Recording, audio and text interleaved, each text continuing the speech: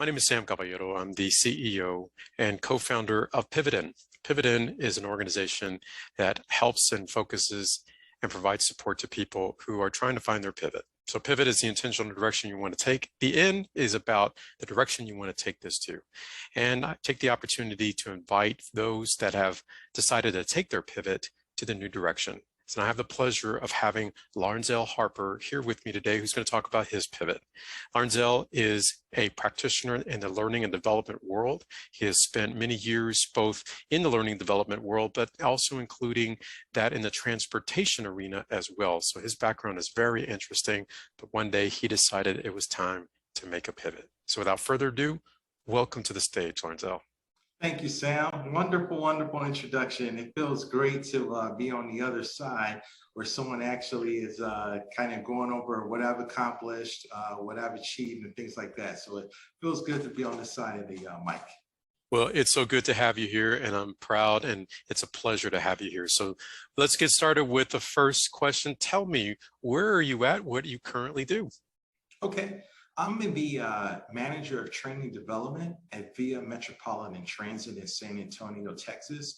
It's the public transportation agency that services San Antonio, and it's been a dream job for me because I remember when my first day as a summer student learning how to operate a bus. I remember when I walked to the training center and there was the nicest man ever, Mr. Bennett.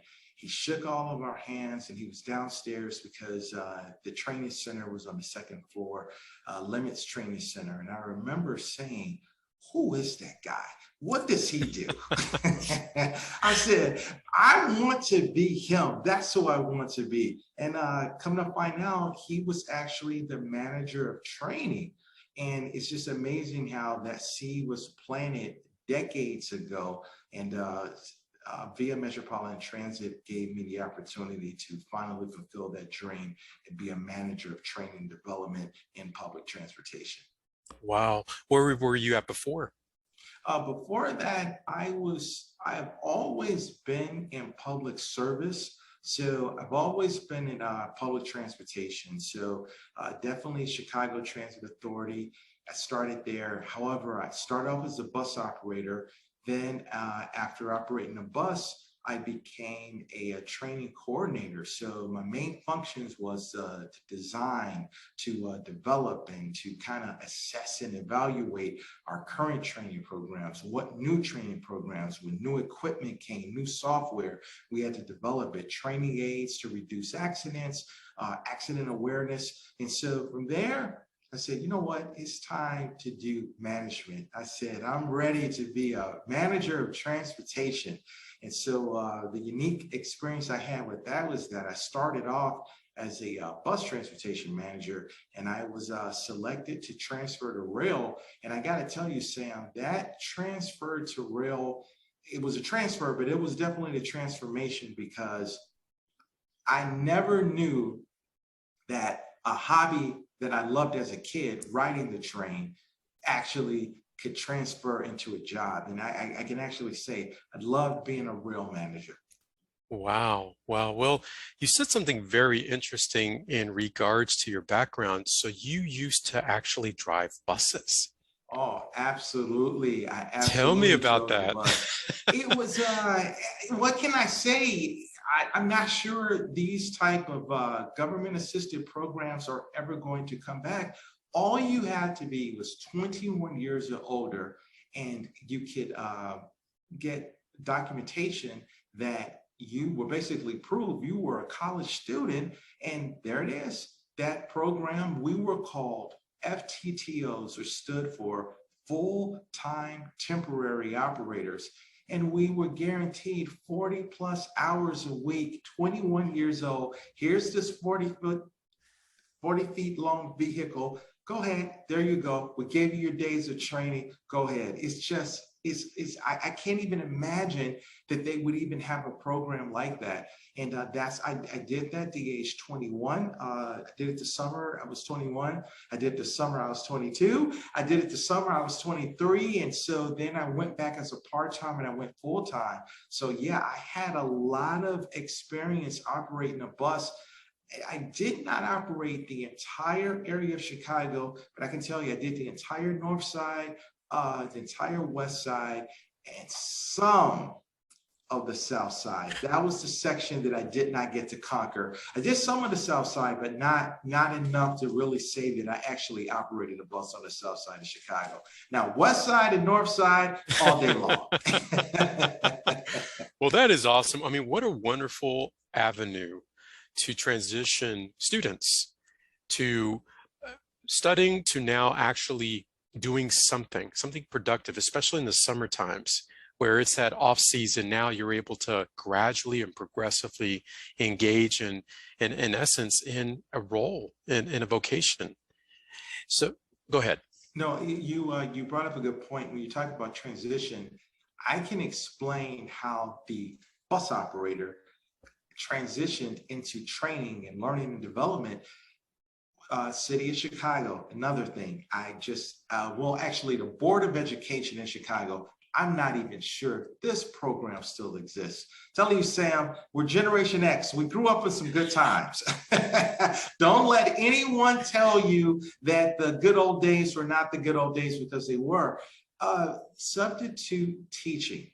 So I had my first apartment. I overextended myself. I had to get the new car with the new apartment. So money was being stretched too thin for what I was making as a full-time bus operator. So a buddy gave me the idea. He said, you know, you could substitute teach in the Chicago public school system on your days off. I was like, what, really? I said, yeah, that's 2 days. It's 2 extra checks. So I filled out the application. At that time, the headquarters was located on Pershing Road. It was a gigantic building. And so I went there and I applied. And so I was accepted. So I was actually a substitute teacher. So from grades K through 8th, I used to go on my off days. You would call this hotline and say, I'm available. And then they would call you back and say, okay, Mr. Harper, please go to blah, blah, blah school. They give you the address and you show up and you were the substitute teacher. Who knew that was setting me up to get into training? Because when I applied as a bus operator to be a training coordinator, they were asking, did you have any education experience? Had you ever taught? Had you ever anything dealing with communication? So I was a communications major, but my experience as a substitute teacher in the Chicago public school system is how I got to transition from being a bus operator to a training coordinator. And that training coordinator laid the groundwork for me to be here to talk to you today as a manager of training development at VIA. Oh my goodness. Well, number one, I had no idea that you were a substitute teacher. And how long did you do that? I did it for 2 years. In some of the schools that I was assigned, they would do what they call a hold, where they would say, okay, we're going to call I think I forgot what the nickname was, the district, or we'll call the hotline or whatever, and let them know we're going to keep you. So there were times where I would actually have a class for that week. Now, this is where it got tricky. The most I could kind of do was maybe 3 to 4 days a week because I still had a full-time job.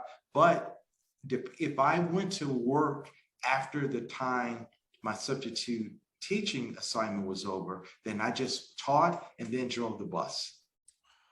Wow. Okay, I got to ask this question then. So here you are driving the bus, got the new car, and of course the apartment.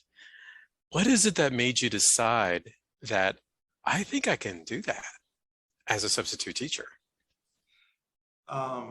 I was broke. I was scared to death that I was going to have to possibly move back home or lose my apartment. So that's why. That was my motivation. I remember when we had checkbooks and you balanced your checkbooks. I remember those. Mm-hmm.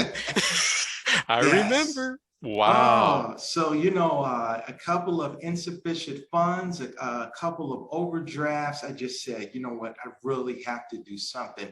And calling, asking my parents for money, Sam, it just was not an option. Not that they weren't in a financial position to give it to me. I didn't want to do it.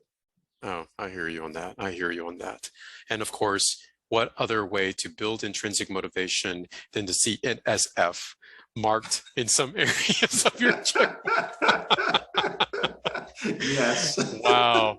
Well, but then it was a wonderful opportunity for you to be able to get in some level of learning. I, I attribute being a substitute teacher to developing my facilitation skills. I would have, I did eventually become a facilitator, but everything I learned, it was as being a substitute teacher in the Chicago public school system. And I have to say that because, our public school systems, they take a hit, and sometimes the press, the news articles, videos aren't always positive, but I can't say it really, I'm grateful for the time I spent at the Chicago public school system. Wow. Well, that is so awesome to hear, and so glad that you took that leap of faith where you were engaging with those students. And before we get into some of the other questions, any learning lessons as you were engaging with students as a substitute teacher? I got to be honest, Sam. I saw, I had once, I was assigned to school where I had them in fourth and fifth. Okay. In fourth and fifth, they were still considered sort of primary. And then they became what was middle school, where they went to sixth. They went up to the third floor. So the third floor was sixth, seventh, and eighth. The transition of students between fifth and sixth, I underestimated it. It was let me just say this, different attitudes, different behavior, and it made the day different. So Mm. that was kind of the lesson I learned. I did become to appreciate my sweet spot was definitely fourth and fifth. It's just for me, I kind of felt that K through third was maybe a little too young, but you gotta, I do have to kind of back things up too. I was in my early 20s. I mean, I was in my mid 20s now. So who knows? Now at this age, I probably would love K through third. But at that time, I think my skill set was more for the fourth and fifth. And I felt more like a mentor. I did not feel like a father, but I did feel more like a big brother who knew the right advice to give. Mm. Well, thank you very much for what you did and for your service there, because that's something that a lot of people would not do, especially at the early ages of the 20s. So Yes. that is amazing. So as we speed up a little bit in regards to you're now moved away from the substitute teaching, you're moving into different positions. Let's first talk about what made you decide that Larnzell could potentially get into management. What is it that brought you to that point? Sam, in my early career, I listened to bad advice, and I'm sure you've heard this. Every 5 years, you're supposed to advance. If you've been in the same position for 5 years, you need to look at your resume and things like that. Unfortunately, I subscribed to that magazine. I was a loyal listener. And so looking back on it, I don't regret going into management, but I could have, I could, I'm not going to say should have, because the information and lessons I'd learned as a manager has me, that's why I'm here where I am now today talking to you. But I just wish I would have gone into management based on I want to be a manager. I love being managed. I love management, as opposed to I'm not going anywhere because I've been in the same position for these many years. And I never give people that advice. Matter of fact, when I facilitate at VIA, I have an uncle who retired with 30 plus years as a bus operator. I have another uncle who retired with 30 something years as a bus operator. So the point that I'm making is that there is nothing wrong with being entry level. The question I tell people to ask yourself, do you love your job? Do you have a passion for it? If you enjoy it, if so, you stay with it for 30 years. That is your calling. Don't take a promotion because, oh, I've been in this job for blah, blah, blah, I'm supposed to do it. Because once you get that position, you have to love it. You have to have a passion for it. And that's something that when I went into management the first time, I did kind of say to myself, wow, this is, once you make this decision, you got to keep moving forward. So what made me think of I could be a manager was really more based on I felt I needed to advance. Now, the requirements, the job description, I had it. I knew that I could fulfill the job, but connecting, do I have a passion? When I wake up every morning, did I say, wow, I want to be a manager of transportation? When you first came to start as a bus operator, is that the position you pointed to and said, I have to be that? And I unfortunately, I didn't get that message. Mhm. And you bring up some excellent points, which is this thought about our society in regards to the constant flow, almost like a river. If the river's not flowing, it's going to go stagnant. And however, what about those that have found their purpose and have connected to their passion? And at the end of the day, it revolves around their identity. It doesn't mean that they have to constantly be looking for that next role. If they like what they do, let them, let them. And Yes. so then you found yourself where I'm in Chicago and there's an opportunity in some city somewhere in Texas. So then what is it that brought you to that pivot to come on down to Texas? So uh, this is a good story tied to probably one of the most tragic events that we could think of, Hurricane Katrina. Okay. I'm a graduate of Xavier University of Louisiana in New Orleans. I rode public transportation to school every year. I never lived in the dorms. I always had an apartment off campus. So public transit is how I survived at Xavier in New Orleans. So all the New Orleans activities were for Bayou Classic were transferred to Houston because the Superdome at that time could not host it. So I finally got to visit Houston for the first time. Fell in love with Houston. I said, wow, something's going on here, the energy here. So I visited Houston every year for a decade. I would go for my birthday and I would go for the summer. That was how I got out of the cold because my birthday is in January. I'm a Capricorn. And I would also go before it got too hot though. So I would say late spring. And I fell in love with Houston. So when you're visiting, you really, you can't figure out the vibe of San Antonio versus Dallas versus Corpus versus Austin. Mm-hmm. Most people from Chicago, we don't even say Houston or Dallas, we say Texas. You move to Texas, you move to Texas.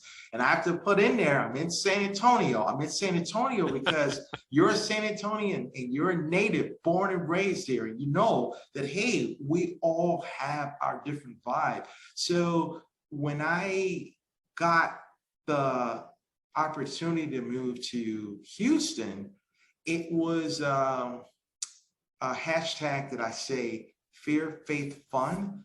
Okay. It was actually a situation where it was the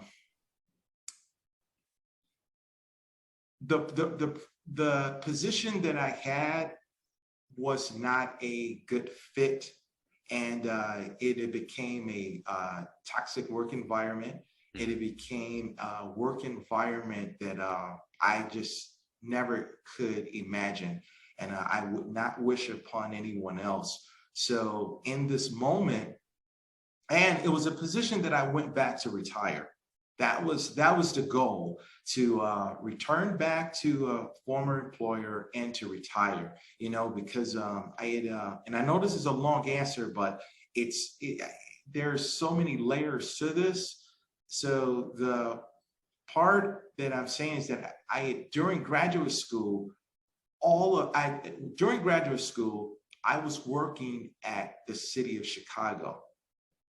So I was no longer in transit. However, I entered graduate school, and in graduate school, all of my papers and projects and assignments, anything that you gave me, I wrote about transit. So a member of my cohort said, have you ever thought about working for transit? And that, like how you laughed, that was the laugh I had. I was like, yeah, I kind of worked there a long time. So when you talked about calling, when you talk about passion, graduate school revealed to me, your passion is transit, go back. And that's when I had that aha moment. I said, wow, I really do love trains. I love buses. I love public transportation. I love everything about it. So I went back. However, I selected the wrong opportunity to go back. So it did not work out. And that was, I still struggle with that. I'm still working with that. It's not scab. It's an open sword.